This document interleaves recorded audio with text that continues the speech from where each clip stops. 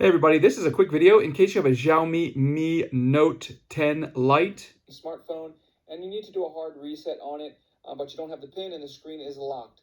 We can actually bypass that pin and delete it completely. However, it's going to wipe everything else off the phone as well. But if you're ready to do that, it's a pretty simple thing to do. All you need to do is, with the phone being off, we're going to press and hold the power button and the volume up button as shown here until the logo appears on the screen. And then once the logo appears on the screen, you can let go of the power button and then keep your finger on the volume up button until it continues to load into this recovery mode. There, we can't touch the screen. We have to use the volume button to toggle down to wipe data, and then hit the power button to select it. And then it's going to take us to a confirmation screen where we're going to go wipe all data. We're going to confirm, and it's going to wipe everything. While we're waiting for this to finish, I'll tell you, if you're looking for 200 free bucks, Chase is giving away $200 just for signing up for a credit card. I'll put a link in the description.